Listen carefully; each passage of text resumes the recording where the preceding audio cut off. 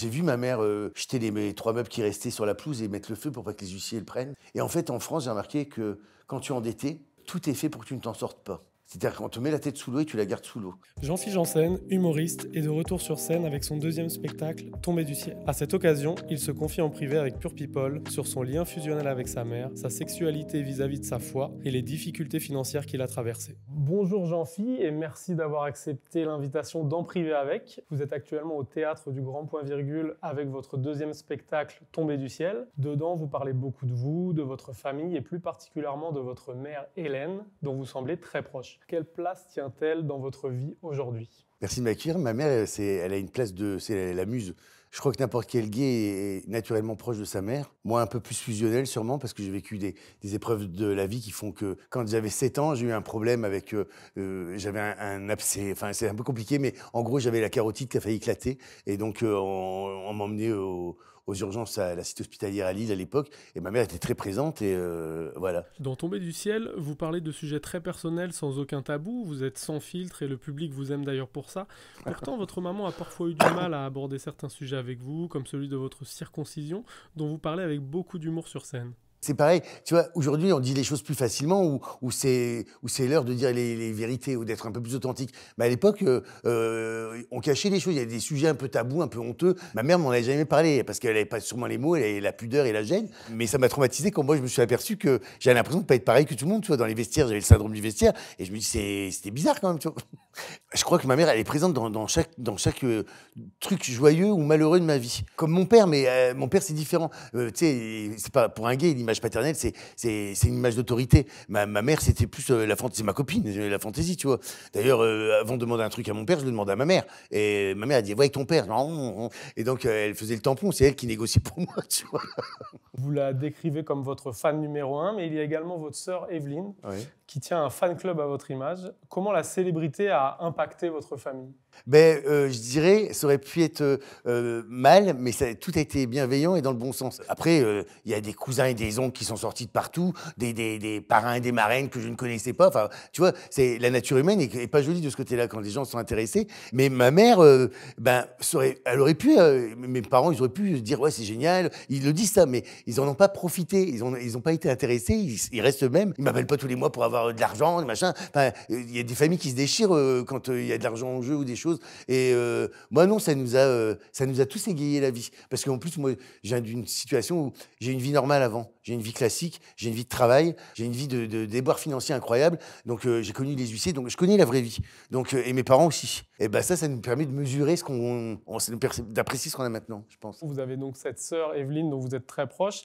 Vous évoquez son homosexualité dans le spectacle, dans une séquence assez drôle. À l'inverse, vous parlez peu de sa santé. Elle qui est atteinte d'une maladie dégénérative, si je ne me Ouais. trompe pas. Comment avez-vous réagi quand vous avez appris pour cette maladie? Alors, j'en parle pas comme, maintenant je peux le dire, mais j'en parle pas comme je ne parle pas du suicide de mon frère à tout bout de champ, parce que c'est pas là-dessus que je voulais me construire, et c'est pas là-dessus que je voulais qu'on me connaisse. C'est difficile de faire rire, c'est facile de faire pleurer. Je voulais avoir le défi de savoir faire rire.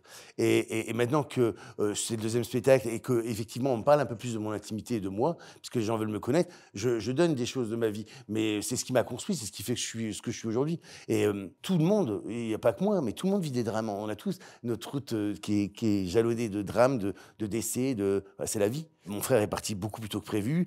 Il a fallu faire avec, il y avait des enfants. Mes parents, c'est pas dans l'ordre des choses de perdre un fils, je pense.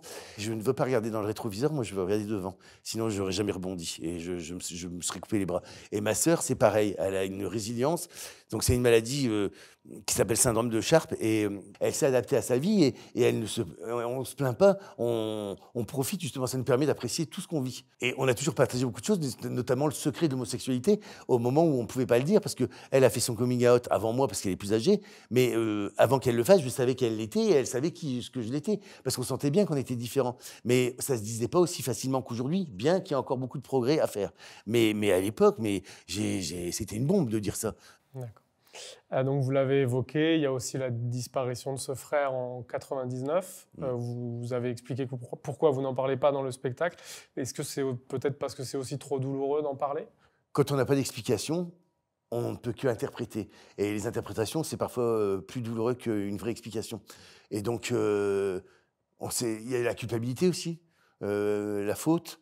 Mes parents, j'ai cru que leur couple allait exploser à l'époque parce qu'ils se sont reprochés de ne pas avoir vu qu'il y avait un malaise. Et moi aussi. Il y a des choses que j'aurais voulu dire à mon frère que je n'ai pas pu lui dire avant de partir. Donc mais il faut vivre avec ça toute sa vie.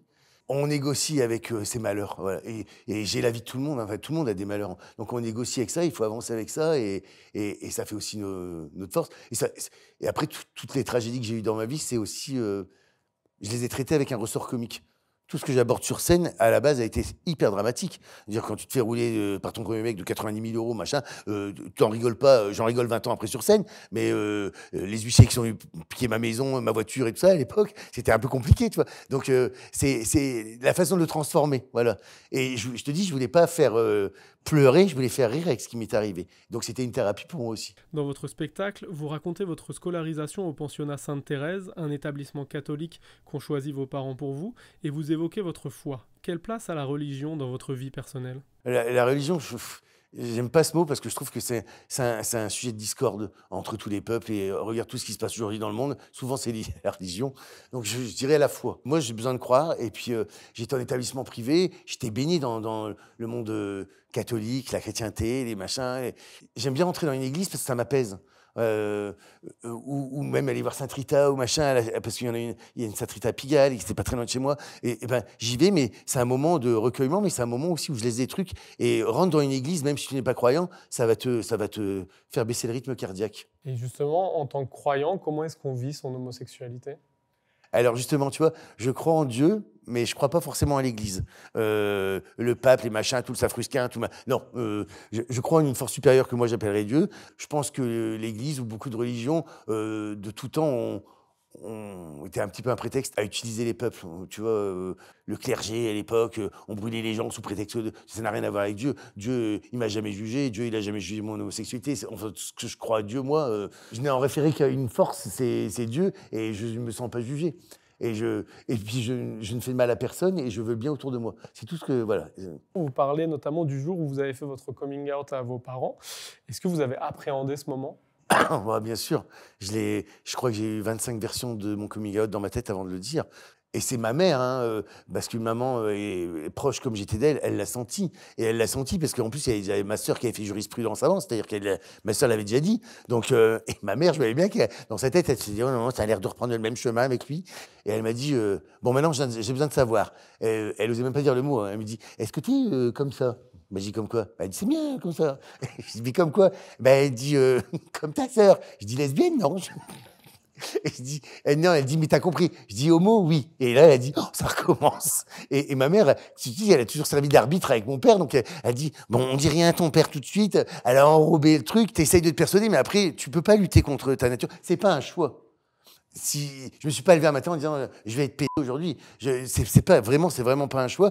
Et s'il avait et à l'époque, s'il avait pu être comme tout le monde, bah, j'aurais choisi cette voie-là parce que ça m'aurait simplifié la vie. Et j'ai fini par le dire à mon père parce qu'à un moment, c'est ta liberté à toi et c'est ta santé morale, tu as besoin de le dire. J'avais besoin de le dire et j'avais besoin de vivre ma vie. Et bien justement, à ce moment-là, vous dites que la déception de votre mère, c'est justement de ne pas avoir de petits-enfants. Mais finalement, rien de rédhibitoire grâce à l'adoption. Est-ce que c'est quelque chose à laquelle vous songez ? Non, du tout.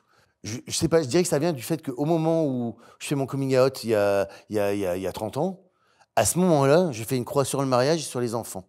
C'est-à-dire que je sais que c'est pas possible. Et à ce moment-là, je n'imaginais pas que ça serait possible un jour. Je suis content parce que je vois Christophe Beaugrand, je vois Jarry. Je suis très content de voir que ça leur a permis de trouver un équilibre souverain et puis d'être dans la construction. Moi, j'ai que ma chatte. Et je suis très content de ma chatte. Et quand je sais que moi, ce que j'ai fait à mes parents, je veux surtout pas qu'on me le fasse. Et puis un enfant, ça coûte cher, c'est de l'argent, c'est beaucoup de sous. Mais je bénis les gens qui ont des enfants et je les admire. Parce que ce que c'est les petits... Ma grand-mère disait ça. Petits enfants, petits tourments. Grands enfants, grands tourments. Ben, moi, j'ai pas de tourments. J'ai des tourments tout court, mais surtout ma vie. Et si vous rencontrez quelqu'un qui a des enfants, comment ça se passe ? Ah, là, ça change la donne. Ça, je l'accepterai, bien sûr. On va mettre les enfants à la DAS parce qu'il m'a rencontré.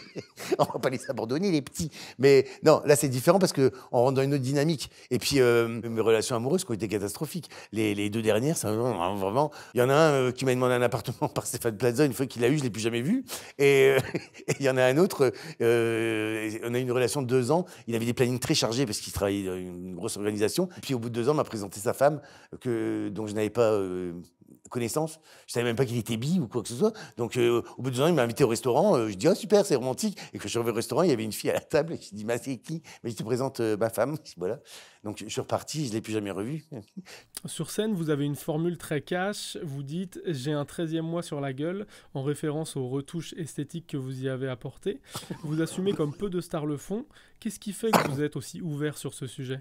Parce que je préfère le dire avant qu'on me le dise. Je préfère faire la vanne avant qu'on me la fasse. Très vite, j'ai été complexé, j'avais 30 ans. Tu vois, j'ai commencé à 30 ans. À 30 ans, tu n'as pas l'âge de faire des injections, mais j'avais un complexe. Avec ce début de vie un peu douloureux qu'avait été mon frère et tout ça, j'avais les traits marqués, tu vois, j'ai des sillons nasogéniens. Tout le monde me disait, t'as l'air fatigué, alors que j'étais en pleine forme. Je suis allé chez le médecin, il m'a fait 2 injections, je suis ressorti, j'ai été... Alors, c'est super, tu te sens en bonne mine. Bon, après, je me suis un peu perdu, parce que tu trouves ça tellement génial de remplacer un trou par une bosse, que tu veux remplacer tous les trous par des bosses. Et à un moment, il y avait trop de bosses. Mais en fait, je veux pas rester jeune, je veux rester frais. Voilà, c'est ma devise, je veux rester frais. Je veux rester dans le coup, je veux être un beau quinca. Voilà, je veux bien vieillir à la Brad Pitt ou à la George Clooney, et je veux pas être un vieux beau qui irait dans le marais derrière ses lycées, devant ses musées, tu vois. Non. Ben donc vous le dites, vous avez eu 50 ans l'an dernier. Oui. Est-ce que c'est un cap difficile à passer? Bah, c'est ma ménopause surtout. C'est des bouffées de chaleur. Ça te met en face d'une réalité que tu veux repousser. C'est comme 50 ans, je sens bien que je vieillis, mais ça veut dire que mes parents vieillissent aussi. Et moi, je me considère toujours comme le fils de mes parents. Je suis toujours le gamin, voilà, et ils m'appellent toujours comme ça. Et je suis pas un adulte, du coup. C'est pour ça que je suis pas un adulte. Et ça va être terrible quand mes parents ne seront plus et que là, je vais devoir devenir adulte. Vous nous avez donc dit que le physique est important pour vous, que vous souhaitez rester frais. Si vous êtes aujourd'hui bien dans votre corps, et on le ressent, ça n'a pas toujours été le cas, notamment dans votre enfance. Une période compliquée quand vous y repensez aujourd'hui? J'ai eu des troubles du comportement alimentaire, justement, à l'adolescence. Et du coup, j'ai le métabolisme de ma mère, qui est forte. Et moi, j'étais un petit gros quand j'avais 13-14 ans. Je te jure, j'ai une photo de moi devant le château de Chambord. On voit même plus le château derrière. Hein. C'est terrible. Et du coup, ce qu'on m'a envoyé, c'était violent. Et du coup, et comme j'étais en internat, justement, à Sainte-Thérèse, j'avais toute l'attitude à faire de l'anorexie et ne rien manger et sans que ça se voit. Et je buvais de l'eau, mais je buvais jusqu'à 6 ou 7 litres d'eau par jour. Je me levais du fauteuil comme ça, j'étais né du nez. Enfin, c'était une période terrible. Donc, je comprends les troubles du comportement alimentaire et il faut se faire aider. C'est tellement important d'aller voir quelqu'un qui vous explique. Et puis, c'est souvent par rapport au regard des autres, c'est souvent par le rapport à l'image qu'on vous renvoie. Et à l'adolescence, ça, c'est terrible, c'est cruel. Donc, aujourd'hui, j'invite tous les jeunes à consulter, à voir des gens. Il y a vraiment des structures très élaborées pour les troubles du comportement alimentaire. Et moi, ça m'a aidé. Vous parlez du fait que votre mère, des fois, se faisait rejeter des magasins de vêtements en raison de sa corpulence. Est-ce que c'est quelque chose qui a dû vous marquer, on imagine? Et est-ce que, justement, ça peut aussi expliquer le fait que vous preniez soin de vous? Ouais, parce que je l'ai vu souffrir, ma mère, de la grossophobie. J'ai des souvenirs, on entrait dans les magasins, ma mère faisait un 52 à l'époque, ou 54, et on dit, bah non, et on la regardait comme une merde.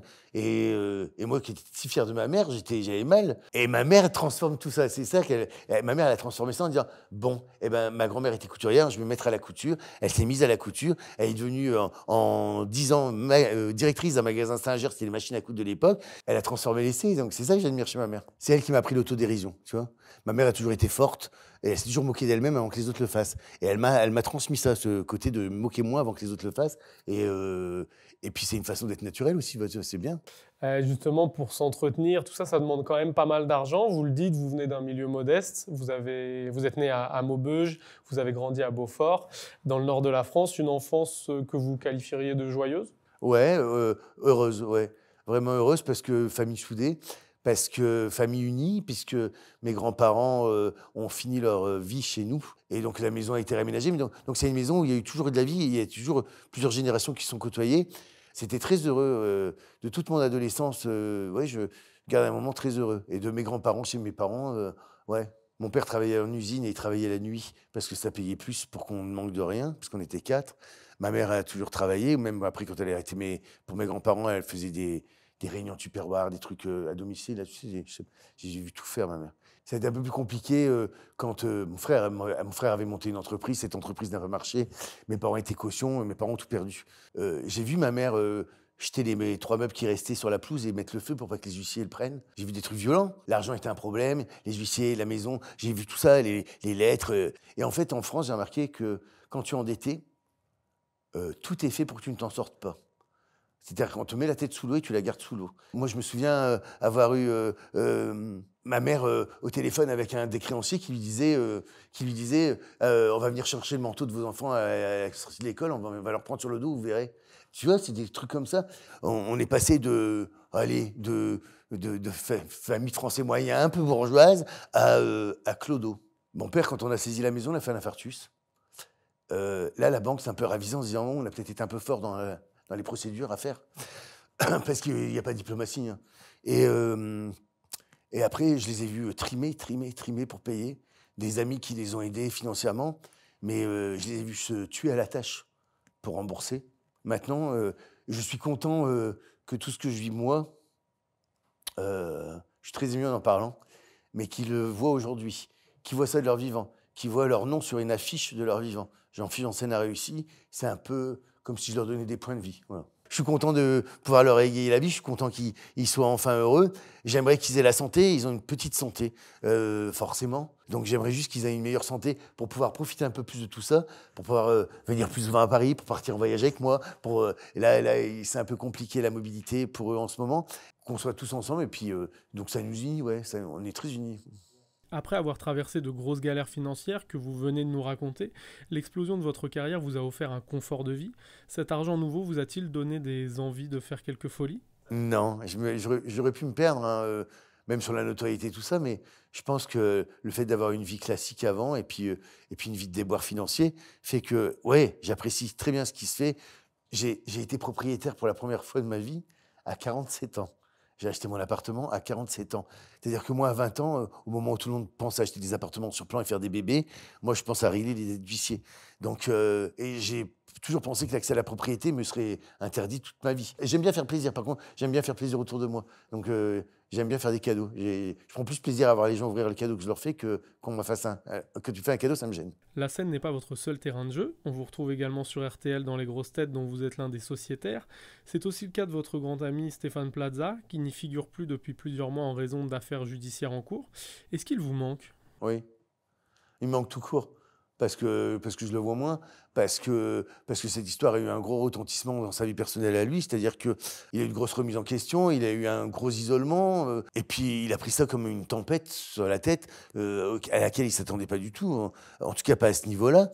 Je le vois rattraper du moral, je le vois revivre un peu, je le revois plus souvent, mais pendant un moment, il s'est isolé parce que Stéphane, il est un peu comme moi, quand il a des problèmes, il n'est pas partageur et il ne veut pas embêter les gens, donc il s'isole, il s'enferme et il traite le problème, et je fais un peu comme ça.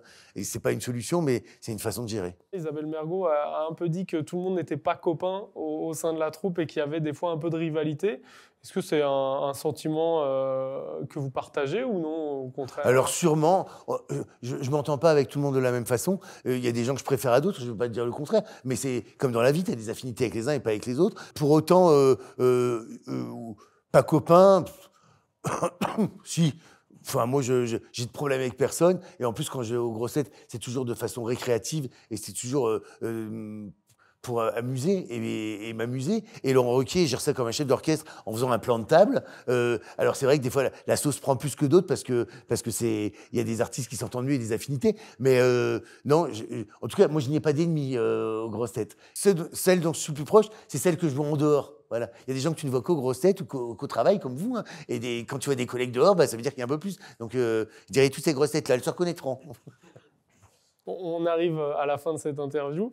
Peut-être une dernière question. Donc, vous avez été steward, humoriste, vous avez fait de la télé, de la radio, du théâtre. Est-ce qu'on va peut-être vous voir prochainement au cinéma aussi ? Est-ce que vous n'avez pas un projet dont c'est ça, vous préparez quelque chose ? Pourquoi tu as des sources sur un projet de cinéma que j'aurai ? Non, vous pouvez nous en dire plus là-dessus ? Il y a un projet de cinéma, en fait, mais comme je suis très superstitieux et tu le sais, je ne t'en dirai pas plus, je touche du bois. Mais Danny Boone m'a ouvert les portes du cinéma en me faisant ce beau cadeau d'intégrer une scène pour moi, un film qui était déjà écrit et qui allait se tourner et qui ne devait pas exister. Et il m'a dit une phrase très juste, il m'a dit « Le cinéma n'aime pas trop le milieu de l'humour, le cinéma est un peu snob, et machin. » Il m'a dit « Tant que tu feras pas ton premier film, t'auras du mal avec le cinéma. » Il me dit « Après, ça va te légitimer. » Et donc, ça a fait germer en moi l'idée d'un film, et c'était pendant le confinement et machin, et je ne sais même pas ce que ça donnera, mais oui. J'aurai un film. Est-ce que ce sera un film de cinéma? Est-ce que ce sera un film de plateforme? Est-ce que ce sera un téléfilm? Je ne sais pas. Je ne sais pas. C'est couché sur le papier, c'est écrit. Mais quand je vois ce que je vois et les sensibilités, je me dis que je tiens un truc. Je pense que je tiens un truc. On peut avoir un nom de ce casting rêvé? Une grosse tête, peut-être. Hein? Une grosse tête, peut-être. Non, il y a une actrice qui m'a dit oui, et parce qu'on est devenus amis, Sandrine Bonner qui m'a dit oui. Donc Sandrine Bonner, je t'adore. Tu es très belle. Merci, Jean-Philippe Janssen, d'avoir accepté cette interview en privé avec Pure People. Merci à vous et merci pour cette interview fleuve. J'ai beaucoup parlé, hein, parce que j'ai plus de salive. Là, il va y avoir les 2 litres d'eau. Merci Pure People.